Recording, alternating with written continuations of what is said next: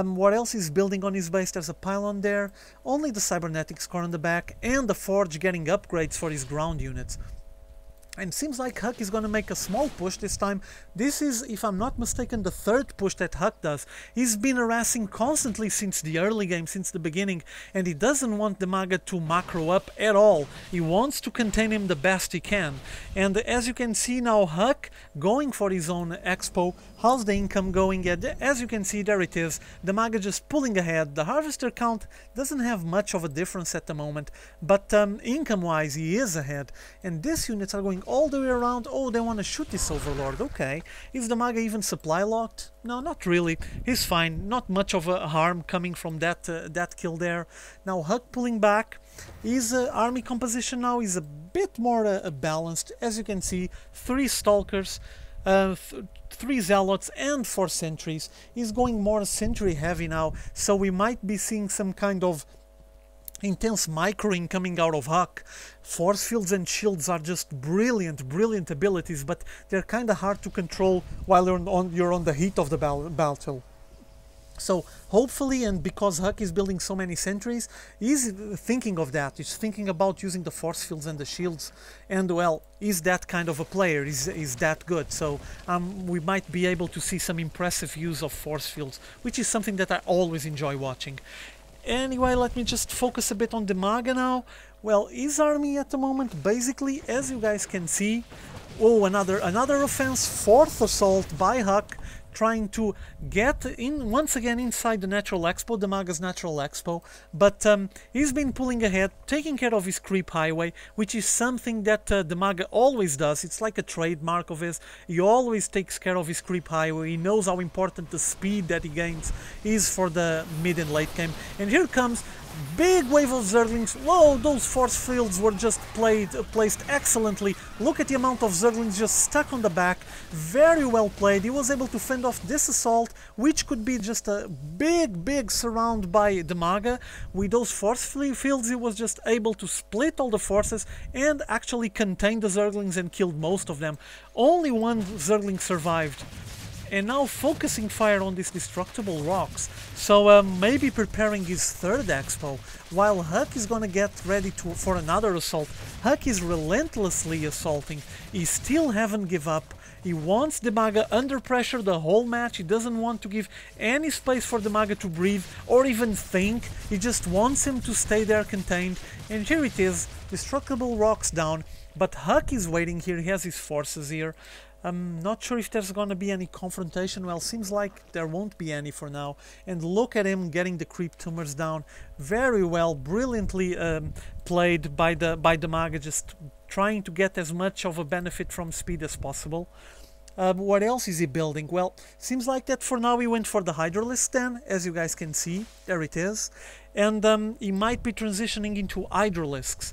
I'm not sure if that's going to be the best move, but maybe against this force from HuK might be balanced with proper upgrades. How many upgrades does he has at the moment? Well, for now he doesn't have anything, but maybe he will get some in the future. I'm just a bit afraid that HuK might go for the Colossi, and Colossi will go through Zerglings and Hydralisks fairly easily, especially if they get the extended thermal lance, so might be dangerous. Not sure if DIMAGA is going to reinforce his army with something else. For now, as you can see, Queens, Hydralisks, Zerglings, that's basically it. And there it is, DIMAGA picking up his 3rd base, the 2nd expo. This is going to push him ahead on the income, obviously, for the late game. For now, it's balanced since the moment that HuK picked up his second base, his 1st natural expo. And this is a bit curious for me. HuK has been building, look at these buildings right on side, on the front line. Well, maybe it's related with the approach that HuK has been on this game, because he's been pushing the entire game, putting pressure, so maybe he's not expecting DIMAGA to be close to those buildings anytime soon. But look at all these buildings getting placed really close to the front line.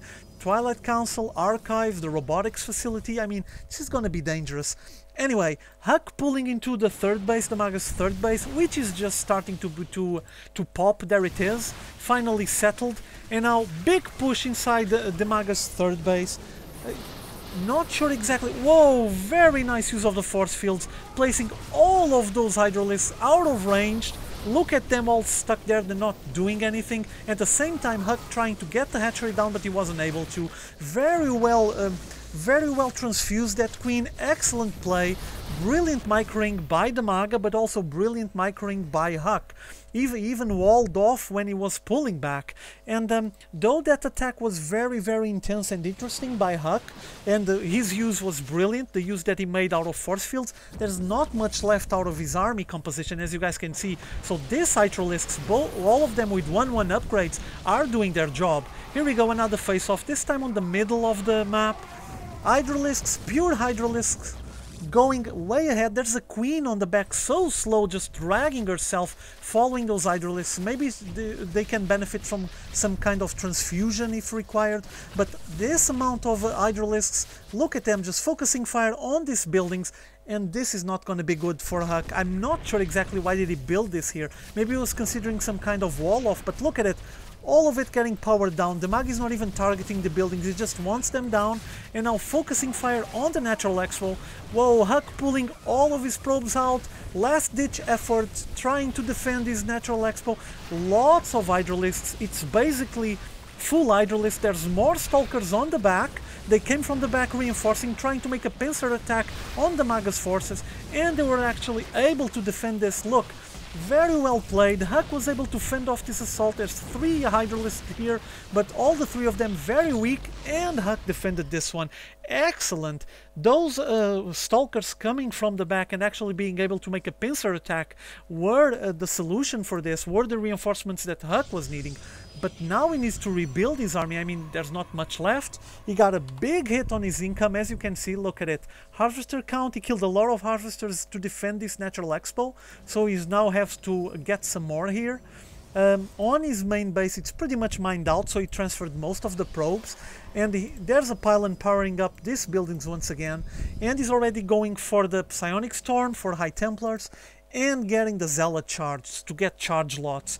Meanwhile, on DIMAGA's side, as you guys can see, DIMAGA is going for pure hydralisks. He's not even worrying. And I was talking before about being afraid of Colossi. I mean, there's no Colossi around. There's some High Templars to get the Psionic Storm, but that's basically it. And seems like that HuK didn't have the same perspective as I did. Well, he's the pro, so here we go. DIMAGA pulling ahead once again. Pure Hydras, all of them 1/1 upgraded. There goes the robotics. And now focusing fire, once again powering off. Whoa, big Psionic Storms on top of the Hydralisks, grinding them down. Very well placed Psionic Storms. Those Hydralisks had to pull back. Now he's even taking his time to place creep on top there, so the Hydralisks will be faster. Nice concave. Forcing HuK. Oh, HuK doesn't have enough forces here, and GGG is out of the match. He didn't have anything else. Look at it. As you guys can see, the previous assault by DIMAGA was good enough to just destroy completely HuK's army, and this final push just killed him completely. And this building's placement here, well, okay, it's an option. Well, hope you guys enjoy the match. Tomorrow I'll bring some more Korean pros. See you all later.